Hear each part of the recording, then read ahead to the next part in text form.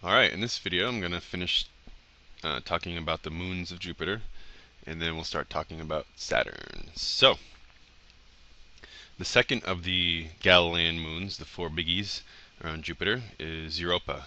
Europa is a very interesting moon. If you've ever seen the movie 2001 Space Odyssey and 2010 Space Odyssey, or read the books, you know Europa plays a big part in that. What's interesting about it is the vast network of intercrossing lines, and they are planet-wide, moon-wide, I should say.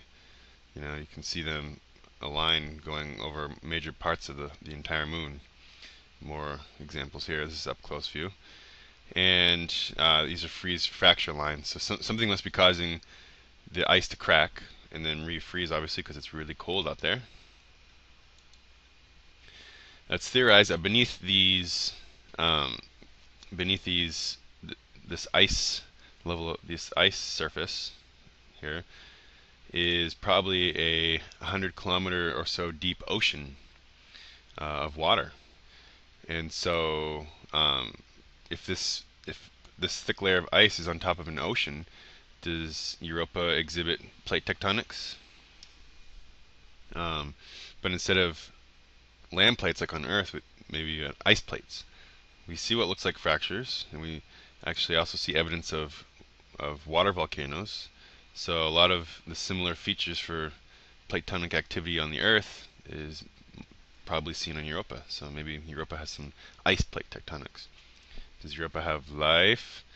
Oh God, astronomers would love to get send a probe that could drill down through the ice surface into the oceans underneath just to see if there's life. That would be an exciting mission. Difficult and expensive, but exciting. More pictures of Europa's ice surface.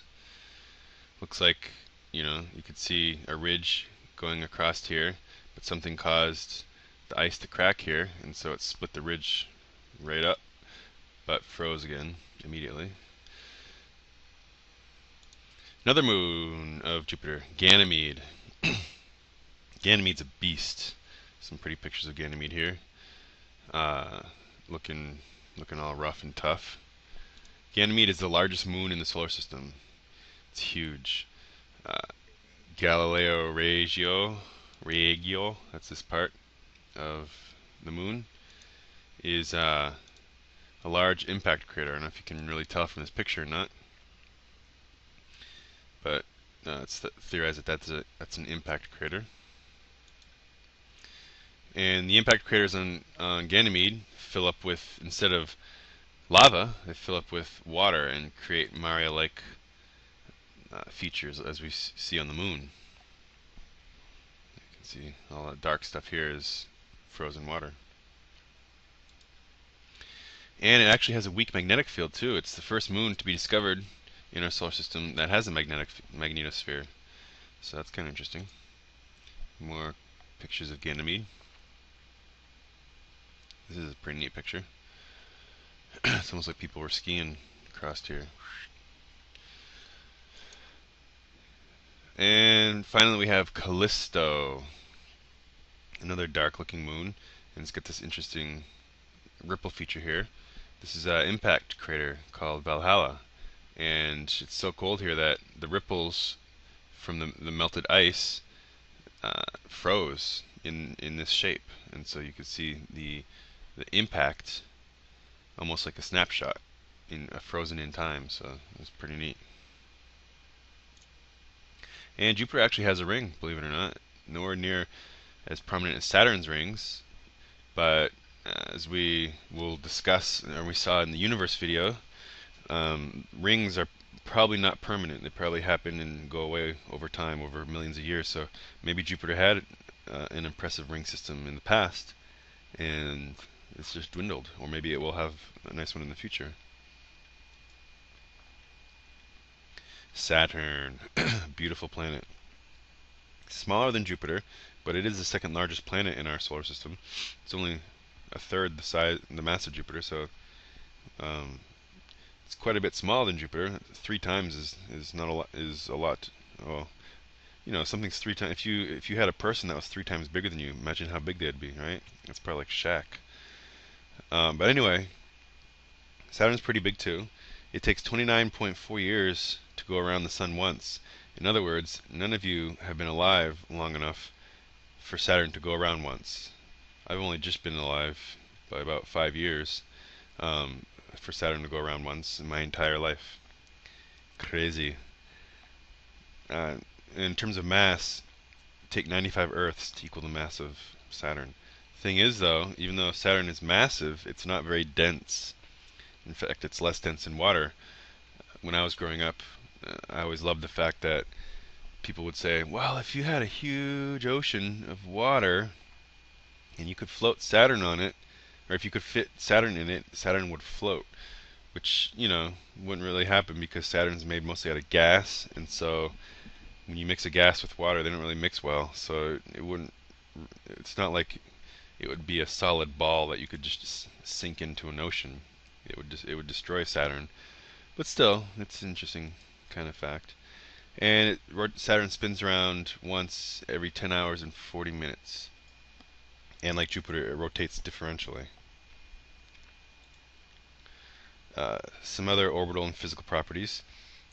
Saturn's ring system is more or less visible depending on its position relative to us. So Saturn's orbit is much farther out from the Sun than ours. You can see here's Earth's orbit and Saturn's orbit.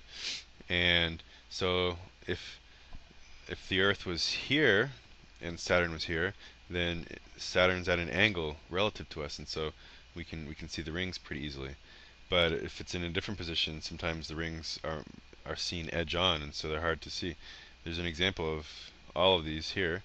This is a case where we can see the Saturn's rings quite well because Saturn is tilted compared to us, whereas here the rings are almost edge on, a little farther, and it'd be like looking at a piece of paper from the edge, which you can barely see that there's paper there. It's so thin. Saturn's atmosphere, a lot like Jupiter's, is 92% hydrogen, 7% helium. If we compare that, I think it's Jupiter has less hydrogen, more helium. Let me pause real quick and go. Yeah, Jupiter has a lower percentage of hydrogen and a higher percentage of helium, which is kind of interesting. Only 7% helium on Saturn, and of course trace amounts of methane and ammonia. This is a profile of Saturn's atmosphere, a lot like Jupiter's. It's not doesn't have a complicated temperature variation like on the Earth. Remember, Earth's goes on Saturn it just gets colder and colder and colder and colder, and then warmer, warmer, warmer. And probably deep down is a layer of water ice in the atmosphere, and then there's a layer of ammonium hydrosulfide ice, then ammonia ice, and so on. So it's a diverse, deadly atmosphere. The pressures would be really high here. Not really something you'd want to experience. But Saturn doesn't have the extreme zonal flows that Jupiter does. There's an overall east-west flow in the atmosphere, and like I said before, there is differential rotation, and you can see that in this picture here. And this is not as varied as Jupiter. Jupiter was like all over the place. Saturn really doesn't have very many backwards flowing zones. There's 1, 2. You can see this is zero, a speed of 0. So anything to the left of this line is negative speed going that way. So 1, 2, 3, 4, 5, maybe 5 bands going the other way. But mostly it's just a lot faster near the equator. Yeah. Here's some pictures of weather on Saturn. You can see little lightning strikes. So there's lightning that happens in Saturn. You can see some storms, little hurricane-like storms. A couple moons, Tethys and Dione. More storms here. And there are, like I said, bands, but not anything anywhere near as pronounced as on Jupiter. Cloud cover, very interesting. And the zonal flow we just talked about. And inside Saturn is a lot like Jupiter as well, most likely. Probably has an outer core of metallic hydrogen, maybe an inner rocky core, icy rocky core that formed as the planet was forming early on in the solar system. Of course, this got pretty big, so it was able to have a strong enough gravitational pull to hold all this hydrogen and helium close to the planet.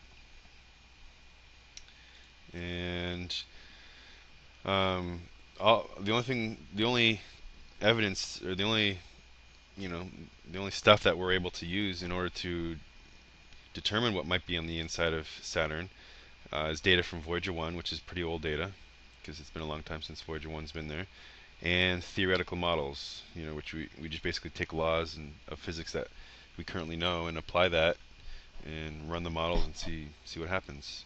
So again, it probably has a metallic like hydrogen core, and one reason why we think that is because of its magnetic field.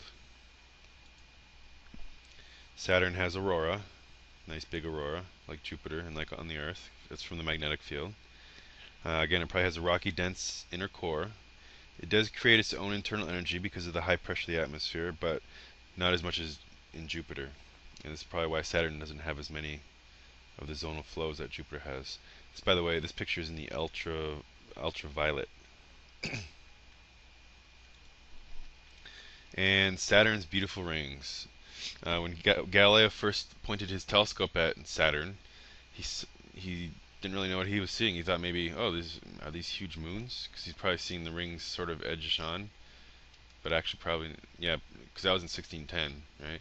And then, as we discussed, Saturn's rings change orientation, right here, over time during the orbit, and so he's probably able to eventually realize that, oh, these actually go all the way around. And so 6 years later, he drew a different picture of Saturn. And Huygens in 1655 drew an even different picture. But something was going on there that they may or may not have known what was going on. Saturn has a bunch of rings. They're named mostly by letter. The B ring is the brightest ring. You can see that's labeled here. That's this ring.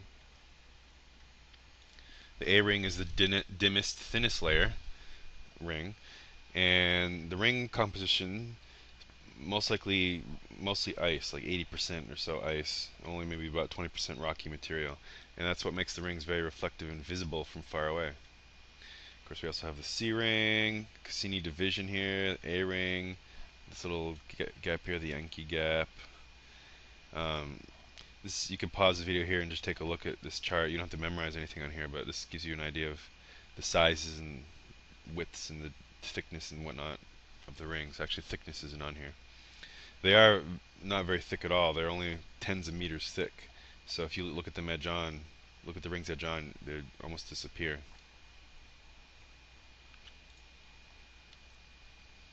And that's it for this video. Alright, so the next video we'll finish up Saturn, and that'll be the end of this unit. We're going to be talking about maybe why the rings formed, and we'll go from there. Alright, see you later.